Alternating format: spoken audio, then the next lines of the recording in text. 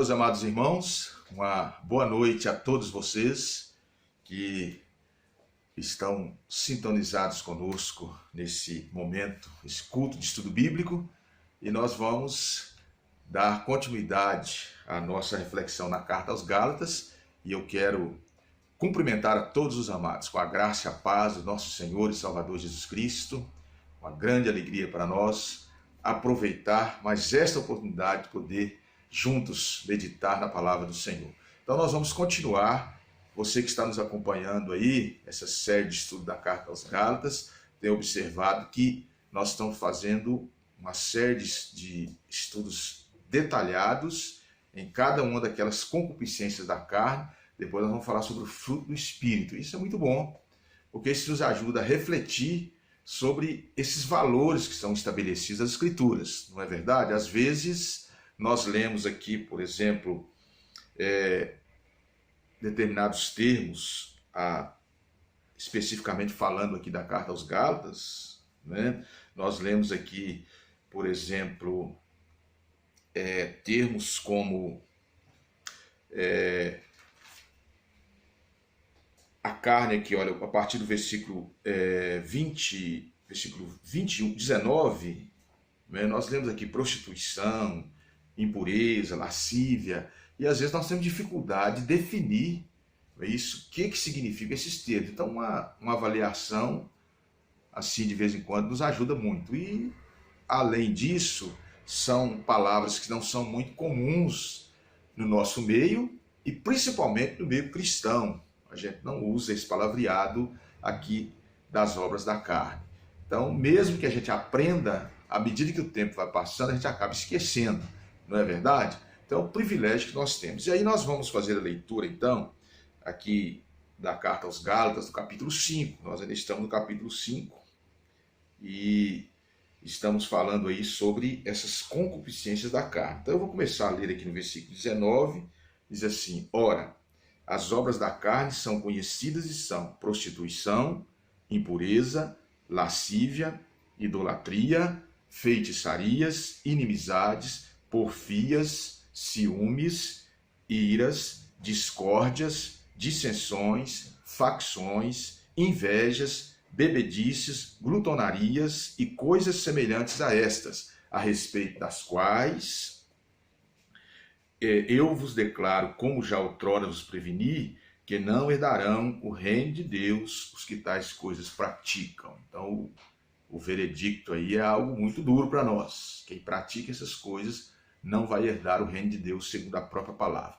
Então, nós vimos aí nomes muito estranhos, mas que são familiares aos seres humanos na prática. E nós, como seres humanos, também precisamos lidar com isso, porque à medida que nós somos resgatados por Cristo Jesus, nós temos então esse compromisso de ir deixando para trás, deixando de lado essas práticas e nos revestindo aí do fruto do Espírito. Então esse é o grande desafio para nós, isso que deve estar em mente de cada um de nós quando nós estudamos um texto como esse que fala dessas concupiscências. Então vamos fazer uma oração, agradecer ao Senhor o privilégio que Ele nos dá de poder fazer essa reflexão tão importante, né? E hoje, na sequência, aí nós vamos falar sobre porfias. Então, o que é isso? Uma palavra não muito comum, né? Eu, pelo menos, não me lembro de ter visto essa palavra fora do contexto bíblico, fora do texto bíblico, dos estudos bíblicos. Então, é uma palavra muito usada no nosso idioma, mas que tem um sentido para nós aqui, principalmente porque está aqui nas Escrituras Sagradas. Então feche os seus olhos, vamos falar com o Senhor nesse momento, vamos agradecer a Ele esse privilégio que Ele nos dá de aprender um pouco mais, sobretudo de ter essa experiência positiva com Ele, de dispor a colocar isso em prática em nossas vidas, não é? Porque eu creio que à medida que nós estamos estudando cada uma dessas concupiscências, a gente tem um desejo no coração de se libertar cada vez mais delas. Naturalmente que alguns já estão bem libertos, já venceram determinadas áreas da vida, mas outros não. Se porventura você se encontra nessa situação, eu tenho certeza que o Espírito do Senhor te moveu a ter aquele desejo de deixar de praticar alguma dessas práticas aqui, que são próprias da natureza pecaminosa, que não agradam a Deus e que Paulo deixou claro aqui, não herdarão é o reino de Deus. Por quê? Porque são características de pessoas que não são cristãs, não tiveram ainda a transformação por intermédio de Cristo Jesus. Quem está em Cristo é nova criatura, não vai tolerar essas coisas em sua vida, não vai conviver bem com isso. Então vamos orar, agradecer ao Senhor pela minha vida, pela sua vida, por todos nós e por esta oportunidade preciosa que Ele nos dá, tá certo? Então se você puder fechar os seus olhos agora, feche seus olhos nesse momento, vamos orar, vamos falar com o Senhor. Senhor, nós te agradecemos por mais esta oportunidade tão preciosa que o Senhor nos dá de estudar a Tua Palavra, um momento de estudo bíblico, e pedimos ao Senhor que tenha misericórdia de nós, que nos dê sabedoria, nos dê graça, nos dê entendimento, para que possamos de fato, Senhor, compreender o que o Senhor está dizendo na Tua Santa Palavra, e também, na mesma intensidade, nós pedimos ao Senhor que nos dê disposição para colocar isso em prática. Hoje nós vamos falar sobre essa palavra aí, intitulada porfia. Se porventura nós estamos vivendo isso em nossas vidas, pedimos ao Senhor que tenha misericórdia de nós e nos ajude para que verdadeiramente nós possamos nos libertar desta concupiscência da carne, que juntas com as outras, nós vemos aí o final do texto, quando o apóstolo Paulo, inspirado pelo Espírito Santo, diz que os que praticam essas coisas não herdarão aí o reino de Deus, o reino dos céus. Tenha misericórdia de nós, Senhor, abençoe cada um dos irmãos, principalmente nesses momentos de pandemia, de dificuldades que nós estamos enfrentando, de não termos acesso à igreja, mesmo aquelas igrejas que estão tendo algumas programações presenciais, o povo na sua totalidade também não está tendo acesso, é um grupo mínimo, por isso nós, o povo do Senhor, estamos sofrendo a Deus com essa ausência, mas tem misericórdia de nós, não nos deixe desanimar, não nos deixe, a Deus, retroceder, mas que a gente seja perseverante, permaneça fiel na presença do Senhor e para a glória do Senhor. Em nome de Jesus é que nós oramos e agradecemos. Amém e amém. Meus irmãos, então nós vamos falar hoje sobre porfia, que é uma dessas que está relacionada aí sobre a concupiscência da carne. E na verdade, como eu já disse, a palavra porfia não é uma palavra muito comum no nosso meio, no nosso vocabulário. Principalmente no vocabulário do dia a dia, não é isso? Do seu trabalho, na escola, os livros que você lê, que você estuda, a gente não encontra com muita frequência essa palavra. Mas porfia, para a gente fazer uma definição aqui antes de nós vermos as implicações disso para as nossas vidas, não é isso? Porfia é o mesmo que contenda. E aí, contenda, às vezes, não é tão fácil de definir, mas facilita mais. Contenda já é mais familiar, a gente já sabe do que se trata, não é isso? Então aí, em alguns textos, era traduzida a palavra grega, que traz esse significado, como nós temos visto todas as outras palavras, a palavra grega é a palavra eris. Essa palavra, em alguns textos das Escrituras, era traduzida por porfia, em outros, era traduzida por contenda. Então, na maioria das vezes que você encontrar a palavra contenda das Escrituras, ou grande parte, ela também está traduzindo a mesma palavra, é o sinônimo de porfia. Então, o que é isso? O que a gente pode entender no nosso contexto, então, por contenda? O que é isso? Então, bem, a contenda, amados, ela está diretamente e intimamente relacionada com a inimizade. A contenda é aquela tendência que a gente tem de criar desentendimento. Você sabe que existem pessoas que, por natureza, são assim. Então, isso é uma característica do ser humano. Alguns são menos fracos nessa área, outros têm mais essa tendência de sempre criar um desentendimento. Todo lugar que ele chega, tudo que ele vai mexer causa problema. Ele é contra tudo, ele é contra todos, ele critica tudo, ele critica todos. E aí, isso existe, tem uma diferença entre a discordância saudável e a crítica construtiva, conforme nós vamos ver.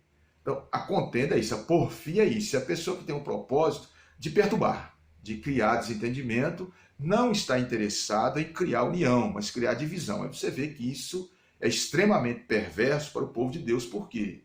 Porque o povo de Deus tem uma ética estabelecida pelo próprio Deus. Quando a gente desvia dela, a gente tem dificuldade. Qual que é essa ética? É a ética da união, da comunhão. Quando eu promovo a desunião, eu promovo o desentendimento, eu promovo a contenda, a porfia, eu estou na contramão do reino de Deus, estou prejudicando o reino de Deus. Não é aquela turma problemática? Quando chega, todo mundo já desanima. Porque onde eles chegam, eles atrapalham. Né? Isso tem no mundo secular, que é mais frequente, tem aquele indivíduo, ou homem, mulher, no seu trabalho, que ninguém suporta. Tudo ele cria problema, tudo ele cria confusão, não é confiável, não é amigo, não é cúmplice no sentido positivo, não é parceiro. Está sempre criando uma confusão. E na família também, às vezes, tem aquela pessoa, né, aquele membro que todo mundo, quando ela chega, o pessoal já fica, porque sabe que a festa acabou. Alguma coisa ela arruma ali, cria confusão com alguém, cria uma contenda com alguém, acabou o ambiente, a festa acaba, é comum a gente ver isso. Na minha família tem, eu creio que na sua família tem também, infelizmente. E, lamentavelmente, isso tem na igreja. Tem aquelas pessoas que desanimam qualquer um. A não for a graça do Senhor sobre nós, a gente desanima de caminhar. Então, é esse tipo de coisa. Agora, todos nós estamos sujeitos a isso. Todos nós estamos, porque a gente discorda uns dos outros. A contenda ela surge no meio da discordância. A questão toda é como que a gente vai atuar nessa discordância. Então, ninguém concorda com ninguém 100%, por causa das nossas imperfeições. No céu será diferente. O apóstolo Paulo diz que nós temos a mente de Cristo, não é as mentes de Cristo. Mas ele está falando uma perspectiva escatológica, ou seja, a mente aperfeiçoada do cristão não é as mentes em Cristo, por exemplo, é a mente de Cristo. Então, é uma mente só. Isso quer dizer que na glória nós podemos deduzir, compreender que nós vamos pensar igual, vamos ter o entendimento correto das coisas, porque o que é certo é um só, não tem dois valores no reino de Deus. Mal é mal, bem é bem. Então nós vamos ter esse entendimento daquilo que é certo, daquilo que é bem, daquilo que é bom, todo mundo vai concordar, mas isso é lá na glória. Enquanto nós estamos aqui, Paulo diz que a gente tem que andar no Espírito, porque senão a gente vai satisfazer a concupiscência da carne. Então essa meditação é para trazer um alerta para nós, para que a gente seja um instrumento de bênção, um instrumento pacificador, um instrumento das pessoas recorram a gente, porque sabe que na gente vai encontrar uma parceria, vai encontrar uma ajuda. Não é que a gente seja melhor. Parceiro não é ser melhor do que o outro. Parceiro é ser no máximo igual, caminhar junto. Então isso é que a gente precisa transmitir para as pessoas. Quando a pessoa me procura, não é porque eu sou o bambambam, não é porque eu sou melhor, porque ela entende que eu não vou olhá-la com um olhar inferior, mas vou ajudá-la como um parceiro, caminhar junto. Esse tem que ser o meu objetivo. Nem sempre a gente consegue, né? Os irmãos sabem disso, não adianta a gente ter essa ilusão. Às vezes nós falhamos, às vezes você tem uma atitude que não agrada a um ou outro e assim por diante, você acaba cometendo certas falhas. Por isso, a gente precisa ser vigilante. Então, queridos, porfia é exatamente isso. Vou falar porfia, às vezes contenda, para a gente lembrar. Essa disposição, essa tendência natural que eu tenho no meu coração, na minha natureza humana, de causar desentendimento, de duvidar, mas não de questionar, não com intenção positiva, não com o objetivo de resolver o problema, de ajudar naquela situação, mas de criar uma confusão. E aí você sabe que isso realmente é algo que a gente conhece muito bem. Né? Então aí a gente precisa observar, não é isso, que esta prática ela está ligada aos relacionamentos humanos, ela destrói relacionamentos. Porque a gente chega, cria uma confusão às vezes entre a gente e aquela pessoa, ou cria confusão entre outras pessoas. Não tem pessoas que às vezes jogam um veneno no meio de um casal, cria um conflito que às vezes é irreparável. Às vezes no meio da família, às vezes entre irmãos. Isso, tem irmãos que às vezes ficam inimigos um do outro, depois, pela graça de Deus, conserta, mas é da fraqueza da gente, né? Então, ficam da cara torcida, né? Isso meio virando as costas um para o outro, às vezes porque alguma coisa que alguém falou. Às vezes aquilo é apenas uma conversa, semeou contenda no meio da pessoa. Então, a gente tem que conviver com isso. Então, na igreja, né, existem aqueles que têm essa prática, aqueles que agem dessa forma, né? E a gente precisa buscar esse tratamento. Aí cada um tem que ter esse zelo, tem que ter esse cuidado. Então, isso você precisa lembrar o seguinte, que isso é diferente de discordância. Então, você diz assim, pastor, então não posso discordar de ninguém. não posso discordar do pastor, não posso discordar da liderança, não posso discordar do irmão. Não, não é, contenda não é isso. A discordância, aos olhos de Deus, a discordância positiva, fiel, verdadeira, é aquela que vem revestida de uma solução. Isso, você dizer que a pessoa está errada porque ele foi para o lado direito, né, ele seguiu determinada direção, não resolve nada. Você tem que dizer para ele que aquele lado está errado, mas oferecer para ele a solução, senão ele vai ficar no meio do caminho. Entendeu? E a crítica também, que às vezes, então não posso criticar, não posso falar nada, estou vendo o erro, não posso falar, não. Pode sim, mas a crítica é diferente da contenda, porque quando você critica, que é crítica verdadeira, você também leva uma solução. Você vai mostrar o erro, mas não adianta nada. Mostrar a alguém o erro, você não tirou ele do caminho. Você deixou ele mais perdido ainda, porque agora ele não sabe para onde que ele vai. Então, quando a gente critica alguma coisa, você fala, irmão, dessa maneira que você está fazendo não está correto. A minha opinião, talvez a gente pode estar errado também, a minha opinião é que você deveria fazer dessa forma. Age dessa forma, eu creio que vai ser melhor. Aí você vai abençoar a pessoa. Então, isso é uma crítica construtiva, entendeu, irmãos? Ou então você mostrar, olha, isso que você está fazendo, a palavra de Deus diz que não deve ser assim. Né? Nossas soluções devem ser baseadas na palavra do Senhor. E mostrar para a pessoa a palavra. Então, isso é uma discordância saudável, isso é uma crítica que está aí no contexto da contenda. Isso, contenda não. Contenda, a pessoa tem o objetivo de semear. Às vezes a pessoa joga aquela palavrinha para poder criar uma confusão, não para trazer solução. E é muito comum a gente ver isso aí nos relacionamentos humanos. Né? A pessoa chega e semeia aquilo ali, quando não é causa uma tragédia muito maior. Tá certo? Então aí, a contenda é isso. Né? E aí, o que a Bíblia diz sobre a contenda?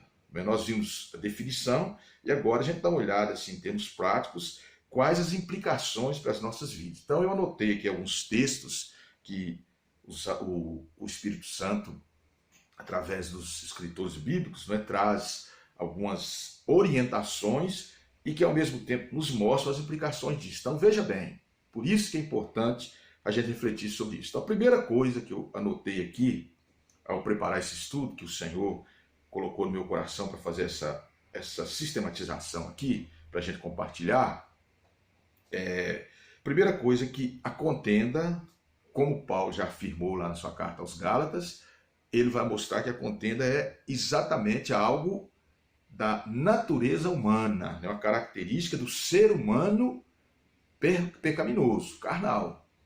Por que é importante isso a gente enfatizar? Porque na sua carta aos Gálatas ele está relacionando essa característica como algo negativo, e ele vai enfatizar isso em outros escritos para nos lembrar que a gente tem que ter cuidado para não ser uma pessoa contenciosa ou não ser uma pessoa que pratica porfia. Então aqui em Romanos 1, 29, a palavra grega é a mesma e é traduzida por contenda, mas é a mesma coisa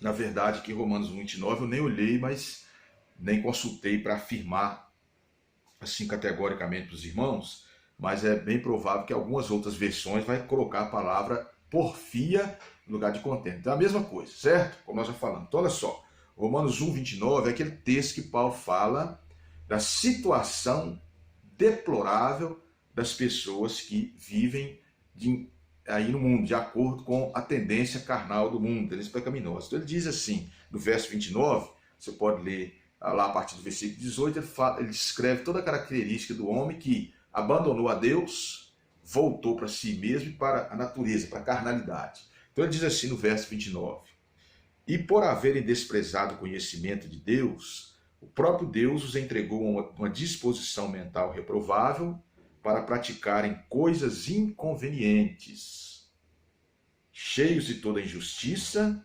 malícia, avareza e maldade, possuídos de inveja, homicídio, contenda ou porfia, né?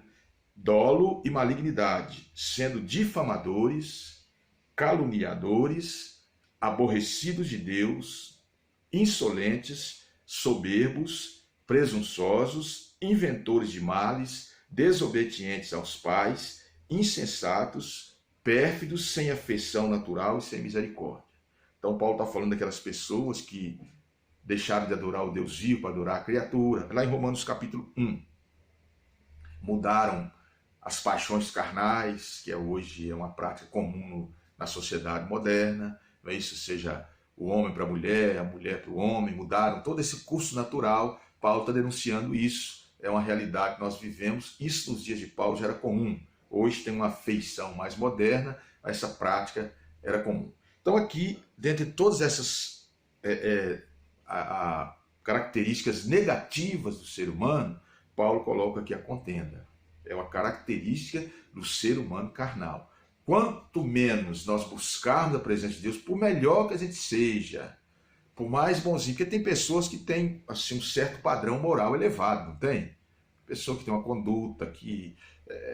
a gente conhece muitas pessoas, não querem saber de Deus, mas tem uma vida, você vê que tem um certo padrão moral, um certo padrão social, certos valores, certos princípios, que a pessoa vive, que a gente fica até admirado de ver que uma pessoa que é incrédula, não quer saber de Deus, mas tem essa conduta, não é? Então, mas no meio, não é isso? Da sociedade existe aqueles que têm essa atitude contenciosa. Então, ou seja, ainda que a pessoa tenha essa característica um pouco mais elevada, moralmente falando, mas ainda assim, a sua natureza pecaminosa, ela pende para as coisas erradas. E aí a pessoa, em alguns momentos, acaba tropeçando e caindo e praticando coisas que não deveriam praticar, não é verdade? Então, essa é a realidade. Então, é uma característica do ser humano carnal, lá do ser humano sem Cristo Jesus. Como nós viemos de lá, nós temos que nos preocupar com isso. Agora, Paulo, além de falar sobre isso, ele transfere, isso, ele muda para o nosso meio. E aí também a contenda está presente no contexto de a carnalidade cristã, né? Ou seja, é o crente que é cristão, que é crente, mas ele não tem uma espiritualidade no nível aceitável, não é isso? Perfeito nós não seremos. Todos nós estamos em constante crescimento. E a gente sempre vai ter defeito, sempre vai tropeçar, né? Mas é diferente de andar no caminho da carnalidade do pecado. Então, além de ser uma característica do mundo lá fora, nós encontramos isso no nosso meio. Essa é a grande advertência, o grande alerta para nós. E aí, o apóstolo Paulo, quando ele escreve, não poderia ser diferente nisso, a sua carta aos Coríntios, que é a carta que ele mais tratou disso, porque foi a igreja que mais sofreu com pessoas que tinham essa postura de sempre arrumar confusão, sempre criar divisão, sempre preferir uma pessoa do que outra, um líder do que outro. É muito comum hoje isso, né? Então a gente vê isso, infelizmente. Então, ele diz aqui no 1 Coríntios 3, sua primeira carta aos Coríntios, capítulo 3, ele diz assim: eu, porém, irmãos, não vos pude falar como a espirituais, e sim como a carnais, como a crianças em Cristo.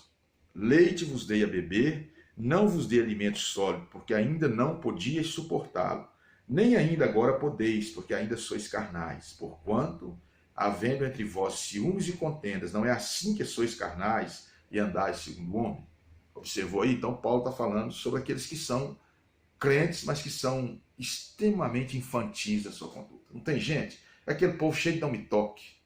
Você falou qualquer coisa, ele não vai na igreja mais, porque o pastor falou uma palavra lá, porque o irmão não cumprimentou na porta da igreja, porque o irmão não sorriu para ele, porque deu um presente para fulano, não deu para ele, porque cumprimentou fulano, não cumprimentou ele no aniversário. Essas coisas, irmãos, que isso não tem, isso é importante para nós, mas se a pessoa falhou em fazer aquilo, isso não tem nenhum sentido de perder tempo com isso. Quer dizer, se o meu irmão deixou de me dar um abraço na porta da igreja, isso não diminui em nada o valor dele para mim, entendeu?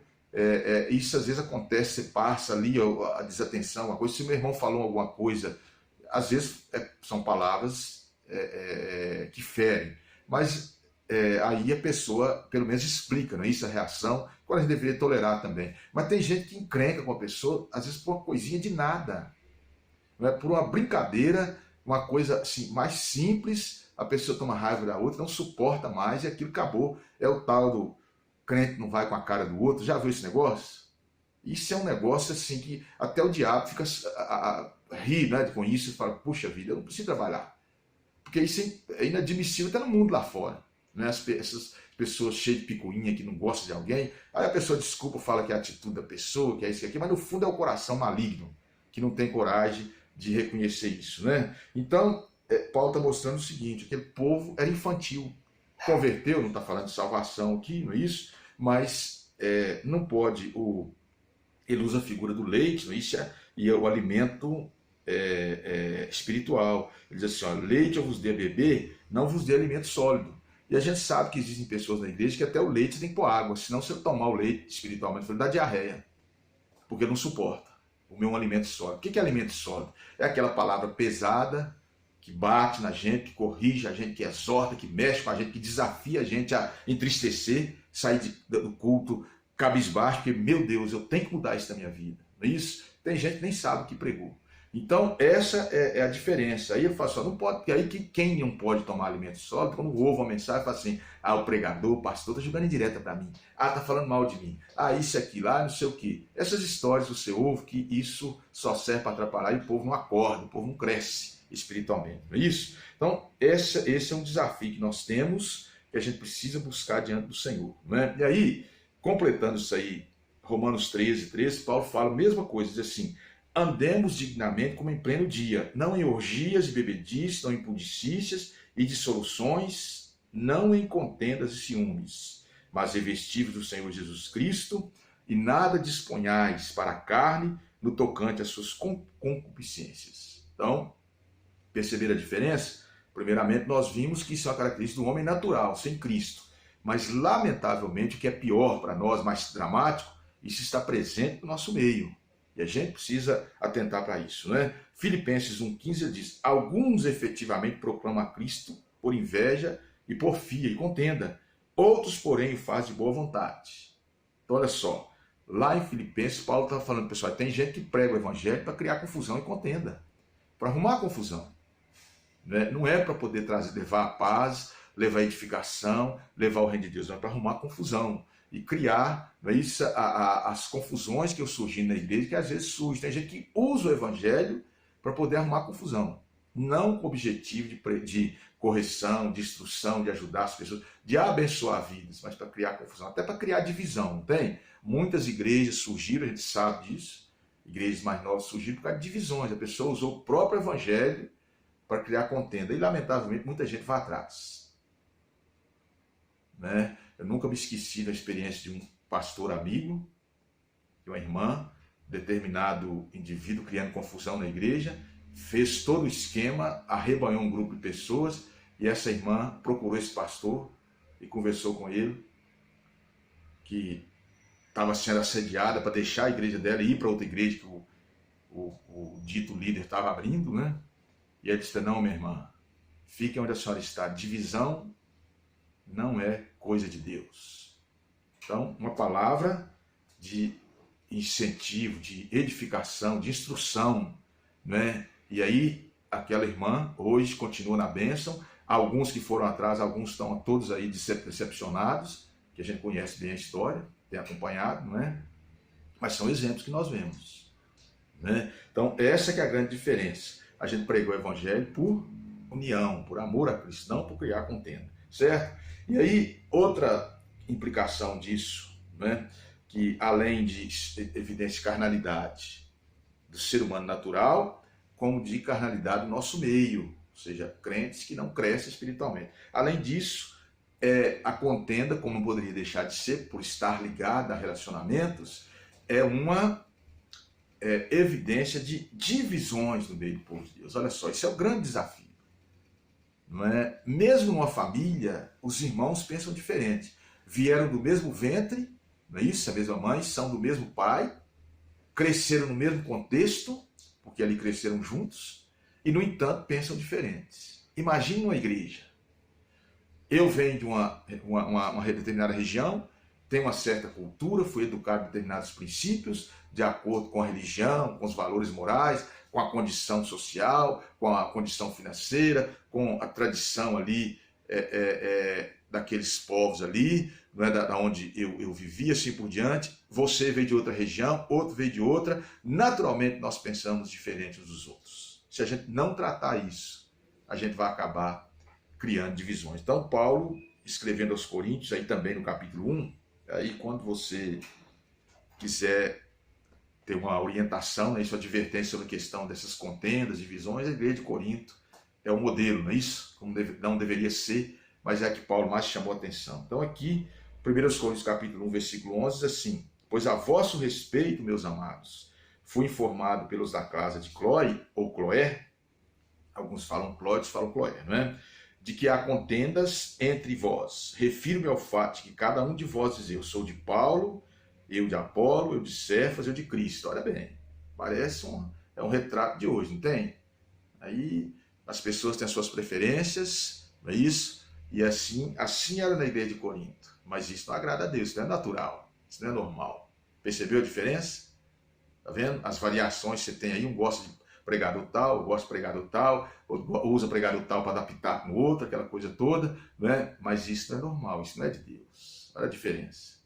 Né? E aí Paulo está dizendo, então aqui, 2 Coríntios 12, 20, diz assim: temo, pois, que indo ter convosco, não vos encontro na forma em que vos quero, e também vós me acheis diferente do que esperáveis, e que haja entre vós contendas, invejas, iras, porfias, detrações, intrigas, orgulhos e tumulto. Essa era a igreja de Corinto. Ou seja, a contenda, a porfia que estava ali, promovia a falta de comunhão entre aqueles irmãos, promovia divisão.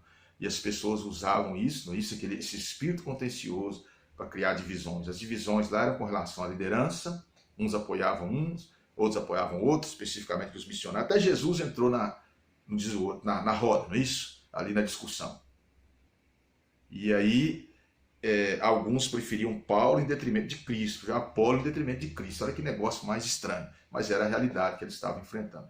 E depois ele fala, não é isso, que ali havia contendas, havia porfia entre eles, aqui na sua segunda carta, capítulo 12, versículo 20. Então, amados, isso é uma evidência de divisões. A igreja do povo do Senhor, o caminho unido, é uma igreja que tem uma certa unidade de pensamento. Na perfeição não vai ter, não é? Mas a gente vai concordando uns com os outros e vamos caminhando junto e acertando as nossas discordâncias. Agora, aquela turma que é só do contra, tem gente que só chega perto de você só para criticar. Nunca chega perto de você para te dar uma palavra de incentivo.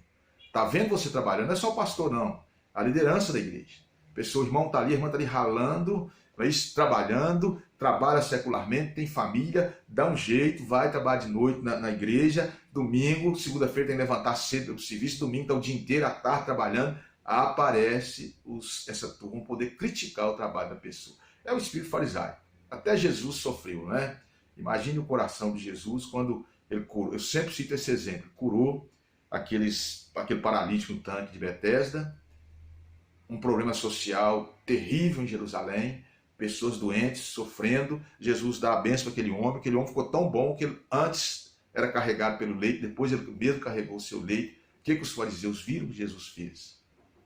Não foi a bênção, não foi o refrigério para aquele homem, para a família, a ajuda no problema social de Jerusalém, viram que Jesus tinha curado no sábado.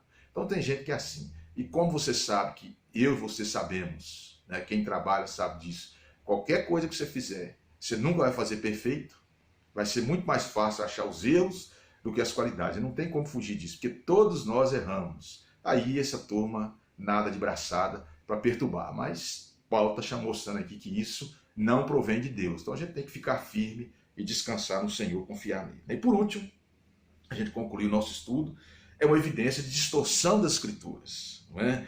Paulo, quando ele escreve em sua primeira carta a Timóteo, versos 6 e 4, diz assim: se alguém ensina outra doutrina e não concorda com as sãs palavras de nosso Senhor Jesus Cristo e com o ensino segundo a piedade, é enfatuado, nada entende, mas tem mania por questões e contendas de palavras, de que nascem inveja, provocação, difamações e suspeitas malignas. Observaram?